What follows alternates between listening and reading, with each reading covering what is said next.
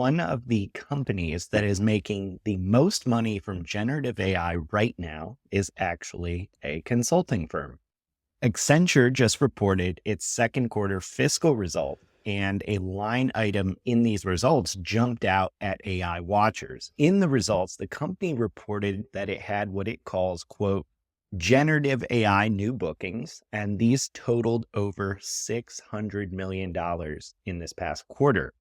If you annualize that at the current rate, that means Accenture is on track to make a whopping $2.4 billion a year from selling generative AI services. Now, what are they selling exactly? Well, the results don't say, and there was some speculation online about what these actually entail. So diving into Accenture's website, they are advertising generative AI implementation services and business optimization solutions, where they actually improve productivity using their own pre-built AI solutions. And we also know from our discussion in episode 89 of the podcast that Accenture recently teamed up with AWS and Anthropic to bring generative AI to the enterprise.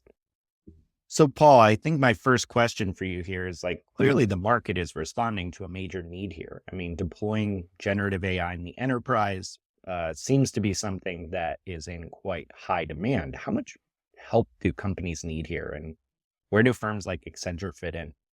Yeah, I'm sure you hear it all the time, Mike, when you're out doing, public speaking, especially for me when you do talks in front of like CEOs and business leaders, you just get a line of people coming up saying, "Can you guys do this for us?" Like they don't know where to turn, and everyone is trying to figure it out. So if you present to people, the kind of the steps we usually recommend about building an AI council, developing your policies and principles, creating an AI roadmap. The AI roadmap is always the one where like, who does that? Like, who can we turn to? Now, what Accenture is doing is they're at the very top of the market, obviously. I mean, these are like Fortune 500, Fortune 100 companies they're working with, $100 million plus deals probably. So they're doing massive deals with big companies. And I think the 2 billion is just absolutely scratching the surface of like the size of this market. This is something we've looked at because, again, we see this demand all the time. Back in 2016, when Marketing Institute was created underneath my agency, PR 2020, where Mike and I worked together, that was actually my vision for PR 2020. My agency was we were just going to become like an AI transformation agency. We were going to help companies do this, but the demand just wasn't there. We were way too early. I mean, we had some pretty large clients at the time, and they just didn't care. Like they weren't even thinking about this stuff. So, I think that when I look at this space, the consulting, advisory firm, agency space, this is the future. There's no doubt. Like we did our AI for Agencies Summit. Was that November, Mike, I think Yeah. last year? Yeah. And so I went back and looked at a slide I had, and I kind of laid out like the opportunity for agencies and consulting firms. And some of the areas that I identified were large language model strategy and implementation, AI education and training, AI technology integration, change management, and then a couple more like longer term was AI agent support, and then augmented creativity. So those are some of the areas we looked at. So to try and figure out like where is the Accenture money coming from, I actually went and looked at the earnings call. So it was March 24th, I think. It was late March 2024.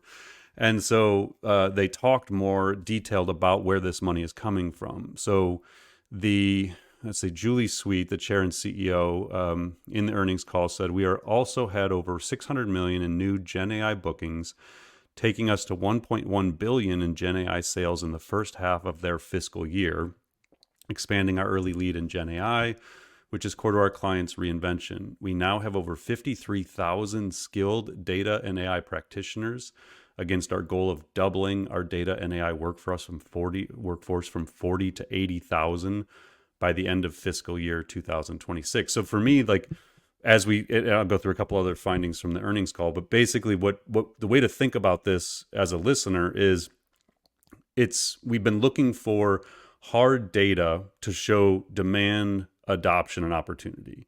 And so I think this is a really good example of kind of a leading edge firm that is now showing the demand is skyrocketing for this kind of stuff. Julie went on to say all clients have to get there, meaning transformation. They need to get to the technology transformation. They need to get to reinvention. And that's why you're seeing, even at the constraints, you're seeing that early interest in Gen AI. With 1 billion in sales in the first 6 months of the year, that is the fastest we have ever built sales in an emerging technology.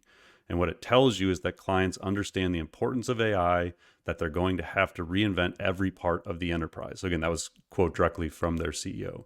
And then they went on throughout the call to talk about some of the examples. So Merck is a client, and they said they're doing launching generative AI training program for their employees to create world-class digital leaders. Riyadh Air, they're working with to do more personalized travel experiences for customers. Mondelez International, which has well-known brands like Oreo and Cadbury, they're working to reinvent how they satisfy customers. They talked about an example where they're doing like a complex new need integration across large language models. So they're basically figuring out how to do like the symphony of large language models within companies, and then how to optimize prompts based on the model that's going to be used. So they're building kind of these capabilities internally. A lot of talk in the earnings call about the structure and simplification and modernization of data systems. In one example, they talked about a client that had over 50 different enterprise data sources and how they're trying to integrate those into a single data source so they can build better generative AI capabilities. So, I mean, when you look across what they're doing and where the demand is, it's still early, and a lot of it is very foundational. Like they're trying to get the data in place, they're trying to educate and train teams. There was one quote they had about their education and training. Oh, here it was.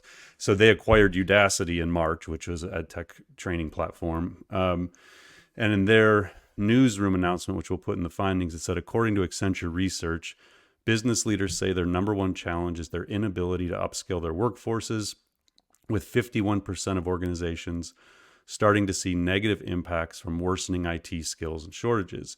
This is the one that caught my attention. In addition, 94% of workers say they want to learn new skills to work with generative AI, but only 5% of organizations provide Gen AI training at scale. That is absolutely aligned with everything we've seen. We've been doing our State of Marketing AI report for, I think we're in our fourth year now, third or fourth year.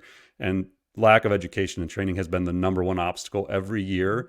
And our data says, I think, I forget what last year was, like somewhere around like 13% or something had any form of internal education and training for AI.